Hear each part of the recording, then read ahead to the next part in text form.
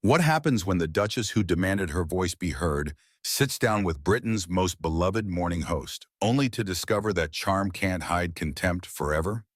When Meghan Markle joined Lorraine for what was meant to be a polished, feel-good conversation about her new projects in the UK, no one expected the elegant interview to unravel live on air.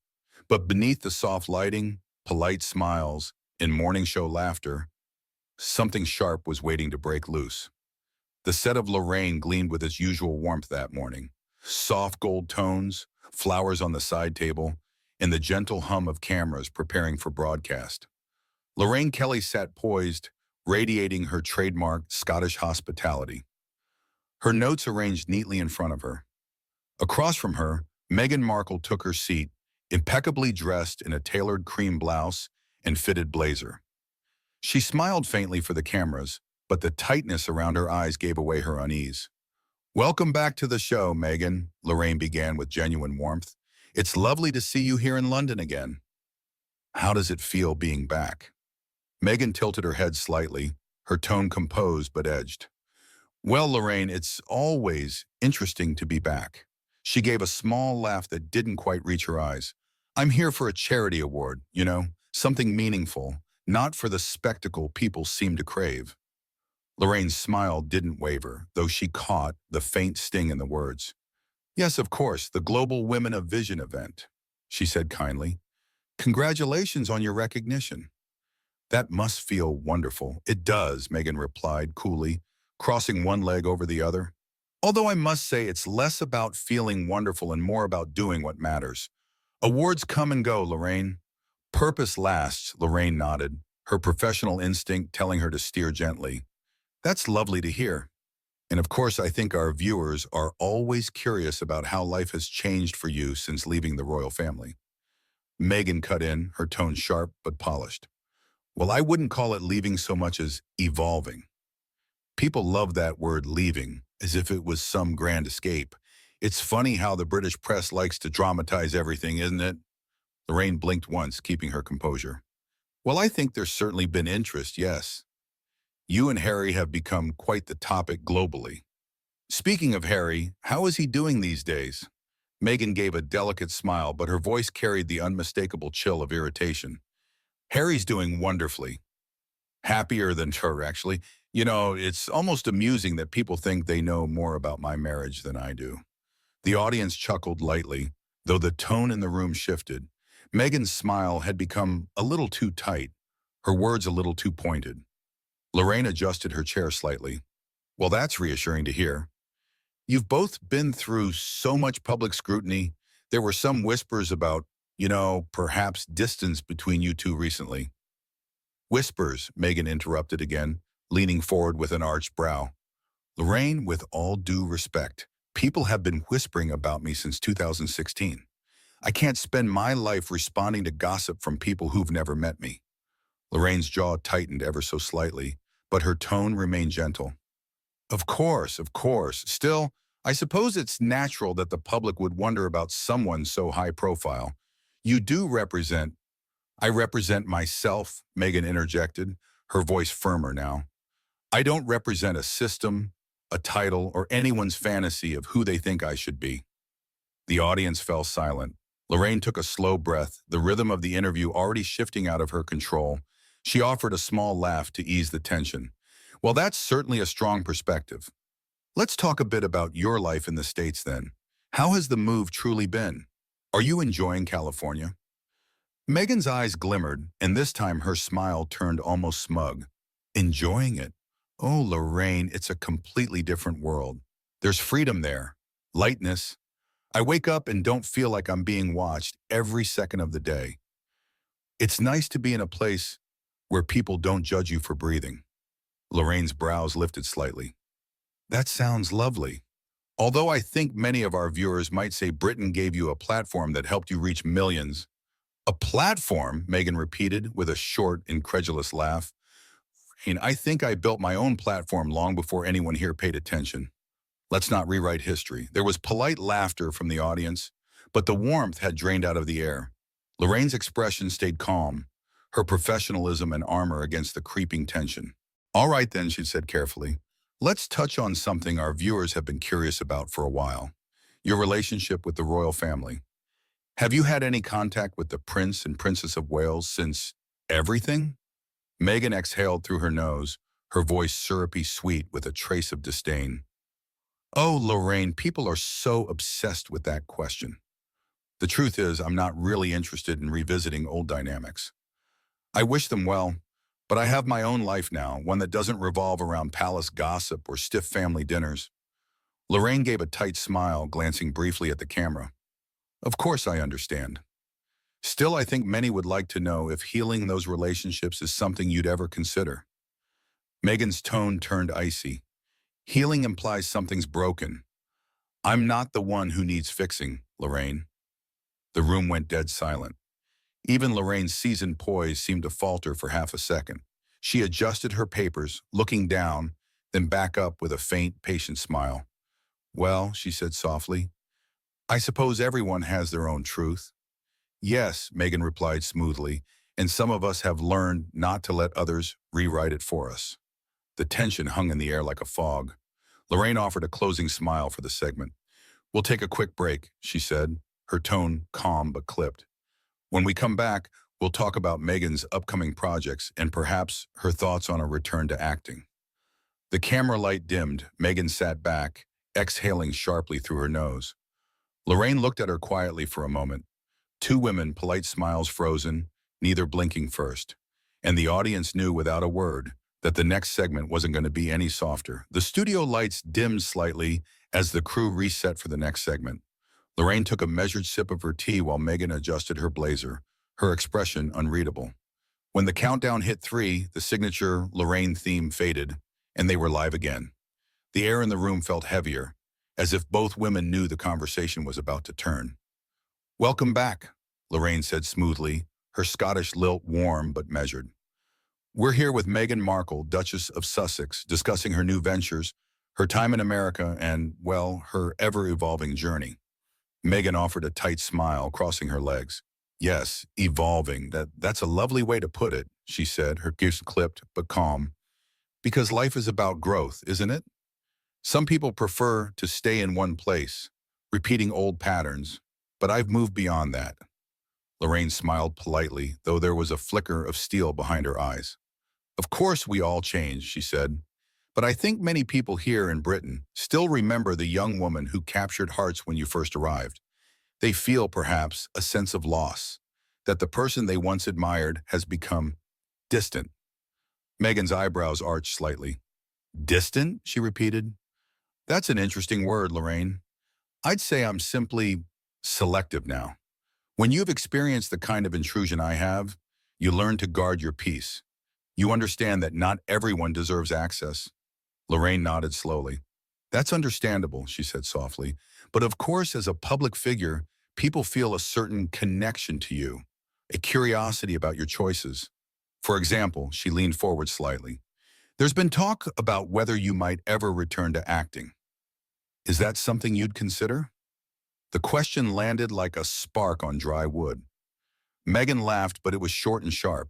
Acting, Lorraine, I've moved far beyond scripts and sets, she said, her tone carrying a trace of mockery. I've lived more drama in real life than any studio could ever capture. Besides, it's not really my focus anymore. Lorraine, ever the professional, kept her tone light. I only asked because many people admired your work on Suits and thought you might miss that creative outlet.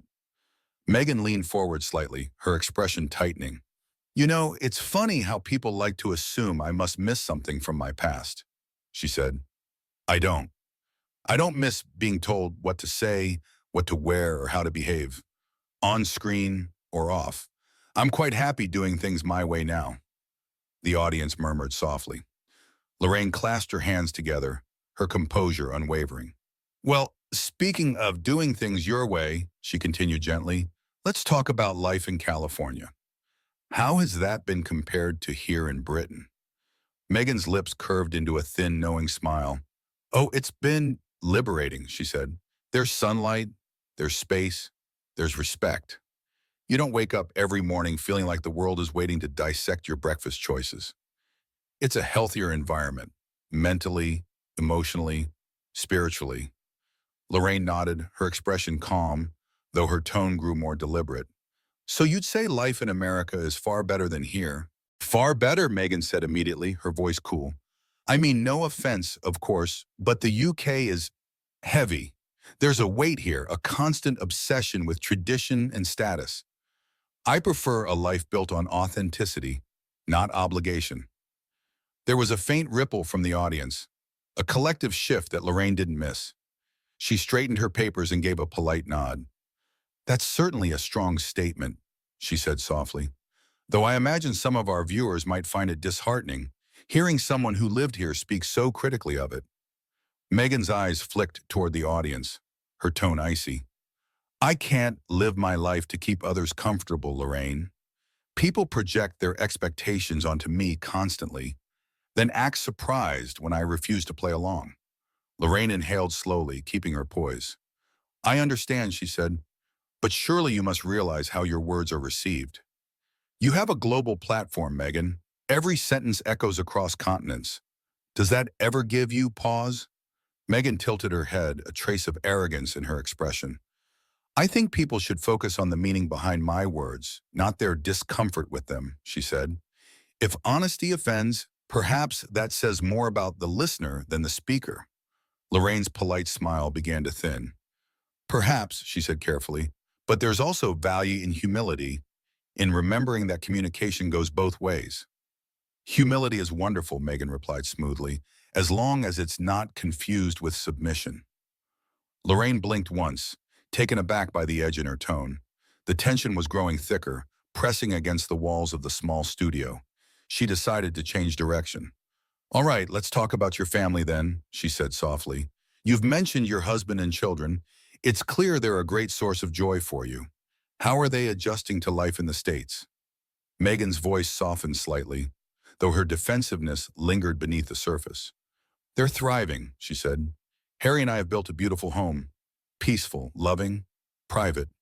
Our children are growing up without the chaos that defines so much of his childhood. We've given them freedom, something we both lacked for far too long. That's lovely to hear, Lorraine said gently. I suppose it must be difficult, though, being so far from your husband's family, the royal family. Do you ever miss them? The question was gentle, almost kind, but Meghan's reaction was immediate. Her smile froze, her posture stiffened. Miss them? She echoed, her voice tight. Lorraine, I wish them well. Truly, but my life isn't defined by palace walls or royal schedules anymore. Of course, Lorraine said, nodding slowly. And have you had any contact with Prince William and Princess Catherine recently? Many have wondered if there's any chance of reconciliation. Meghan gave a humorless laugh.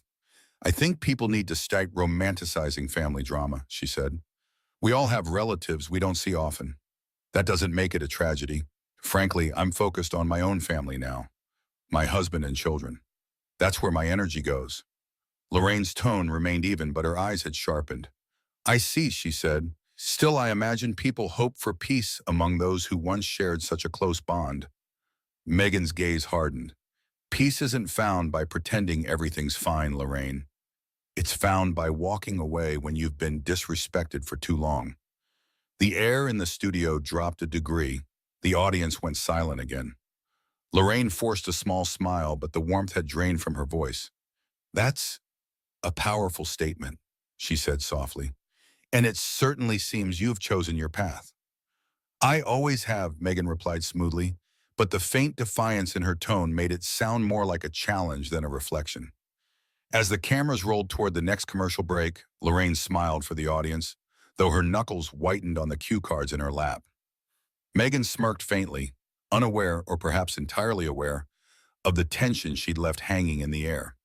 They both knew it now.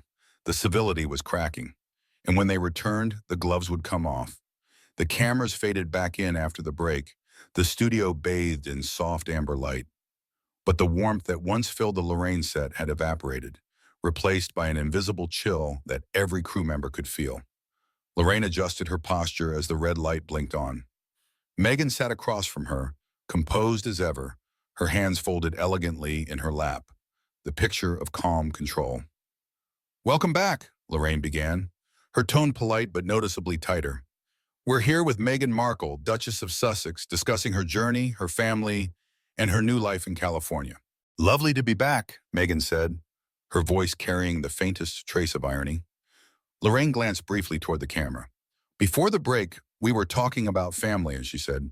And of course, one can't help but think of the late Queen and her legacy. You attended her memorial service not long ago.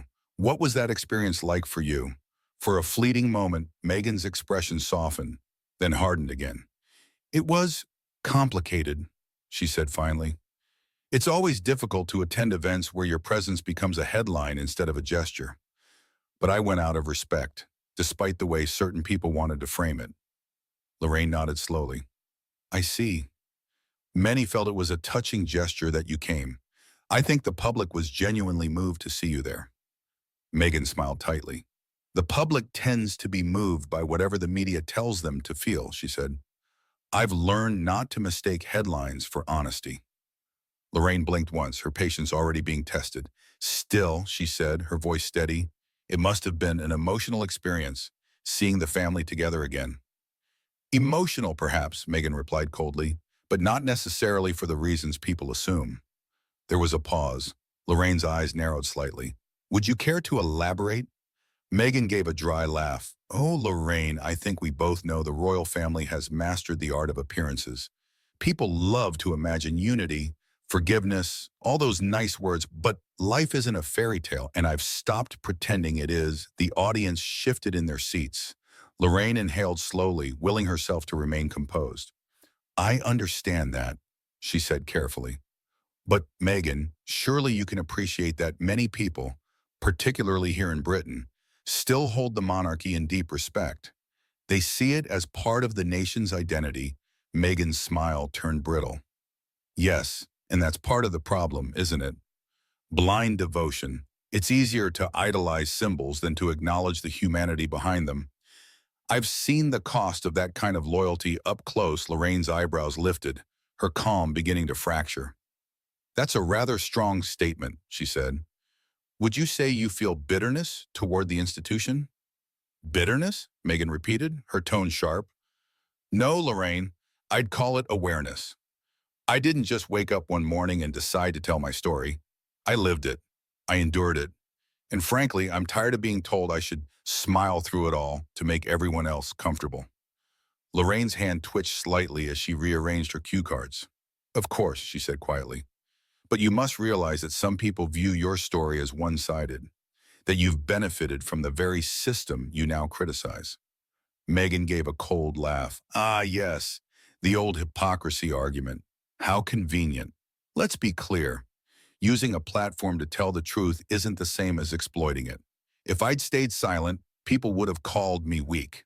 If I speak, I'm accused of cashing in. It's a no-win game designed to silence women who dare to be vocal. The studio fell silent. Even the camera operators exchanged nervous glances. Lorraine straightened in her chair, her tone sharpening just slightly.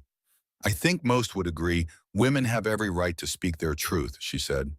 But perhaps the way it's presented, the tone, the disdain toward Britain, the constant comparisons, that's what alienates people.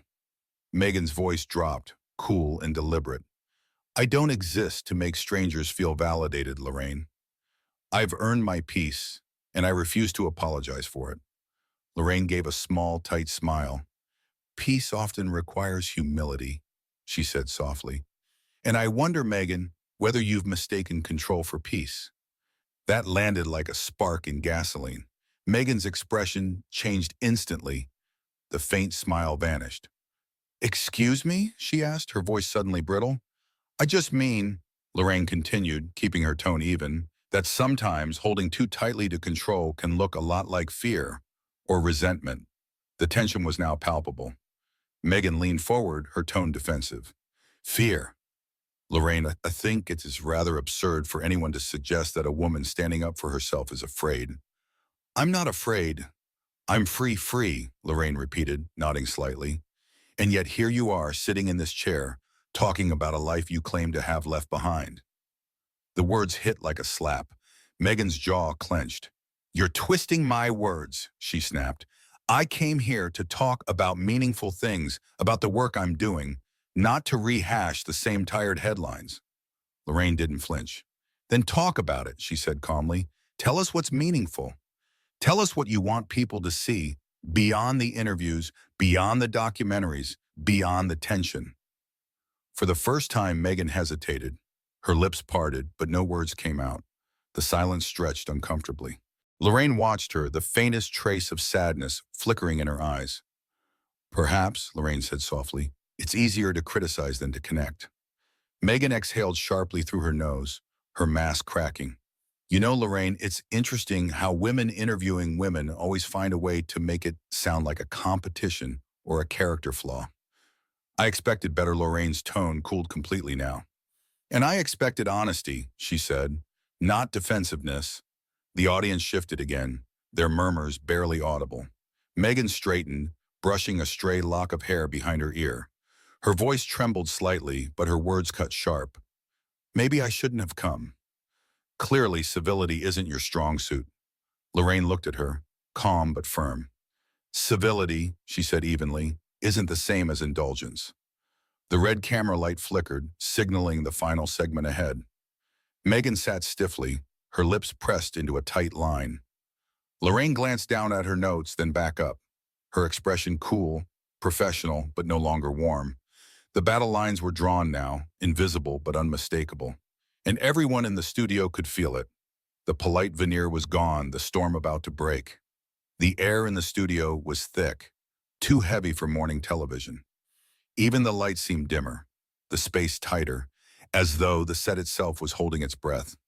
Lorraine Kelly sat perfectly still, her posture impeccable, but the warmth she was famous for had been replaced by something sharper. Resolve.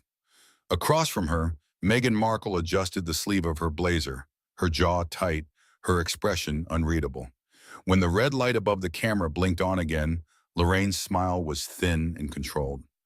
Welcome back, she said softly. We're here with Meghan Markle, and before we wrap up, I'd love to touch on your upcoming projects, and perhaps what comes next for you. Meghan gave a small, dismissive laugh. What's next? She echoed, her voice cool. Oh, Lorraine, I think people are always waiting for me to announce something, as though my life needs to fit into their expectations. I've learned not to play that game anymore. Lorraine nodded, her eyes steady. Fair enough, she said, but many people have noticed you've been spending more time in the UK lately. Is this a temporary visit, or do you see yourself reconnecting here, perhaps even professionally? The question lingered in the air. Meghan gave a sharp, polished smile that didn't reach her eyes. I'm here for an awards event, she said curtly. That's it. I'm not looking to reconnect or reestablish anything. I didn't come to relive old wounds. Lorraine tilted her head, maintaining her composure. Of course, she said gently, though I imagine the British public would welcome seeing you around again. You did leave quite an impression, for better or worse. Meghan's eyes narrowed. For worse, according to your press, she said pointedly. Let's not pretend otherwise. Every time I breathe, it becomes a headline here. Frankly, I'm not sure this country ever wanted me to belong. A low murmur rippled through the audience. Lorraine leaned back slightly, her voice calm but firm. I think people wanted to understand you, Meghan, but it's difficult to understand someone who seems to resent the very place that embraced her. Meghan's tone hardened. Embraced? Lorraine, I was dissected. I was analyzed. Every gesture, every word, every outfit. Nothing was ever enough. You call that an embrace? I call it suffocation. Lorraine's smile faded entirely now. Perhaps, she said evenly, but there's a difference between being scrutinized and being ungrateful. Many public figures face criticism. It's part of the life you chose. Meghan's laugh was quick and sharp. Oh, I see. The you knew what you signed up for argument.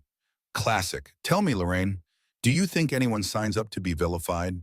To be hounded day and night because they married someone they love? Lorraine's patience finally wavered. I think people sign up to handle it with grace, she said softly but firmly. And I think that's what's been missing here. The studio went utterly still. Meghan blinked, caught off guard by the bluntness. Grace? She repeated, her voice rising slightly.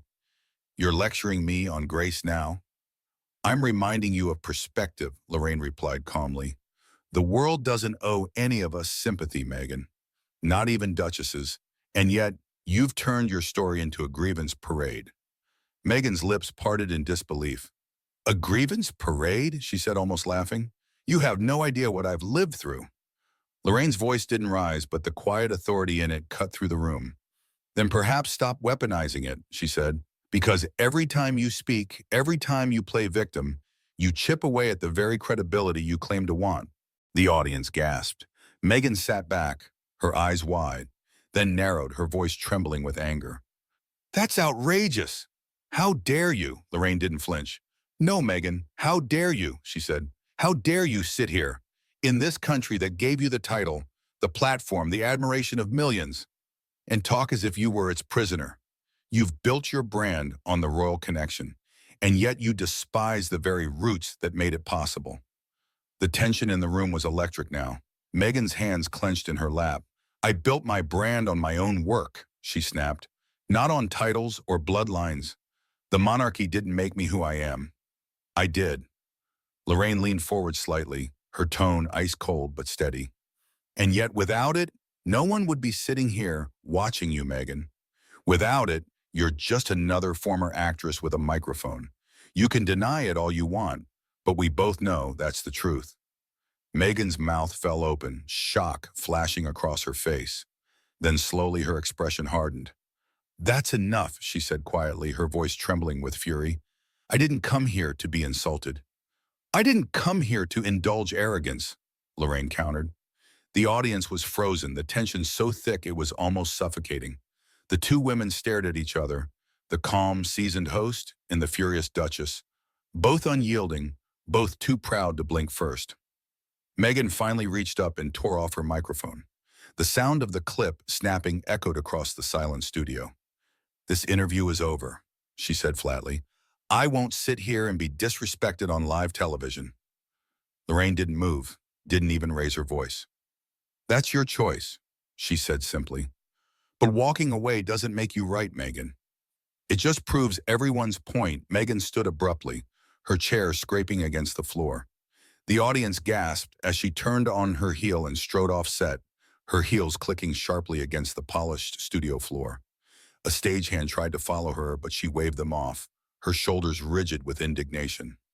Lorraine exhaled softly, her face composed but her eyes tired. She looked directly into the camera, her professionalism returning like a shield. Ladies and gentlemen, she said evenly, I think that's where we'll leave it for today. Live television can be unpredictable and sometimes emotions run high. My apologies to those watching at home. A brief pause, then her voice softened. At the end of the day, we can only hope that honesty and humility find a way to meet. Thank you for joining us. We'll be right back after the break. The studio went silent except for the faint hum of equipment. The camera's red light faded. Lorraine exhaled deeply, rubbing her temples. From somewhere backstage, a door slammed. Meghan was gone. Within minutes, clips of the meltdown began spreading online. Headlines would call it the interview that ended in flames. Lorraine Kelly would be praised for her composure, and Meghan Markle once again would be trending. Not for her causes, not for her charity work, but for a moment that revealed everything she tried to hide. The interview that was supposed to restore her image had instead shattered it, live, unfiltered, and unforgettable. So what do you think? Was Lorraine Kelly too harsh, or did Meghan Markle finally reveal a side the cameras weren't supposed to catch? Drop your thoughts in the comments. We read every one of them. If you enjoyed this unbelievable showdown, don't forget to like this video, subscribe for more dramatic celebrity moments, and turn on notifications so you never miss the next explosive interview breakdown.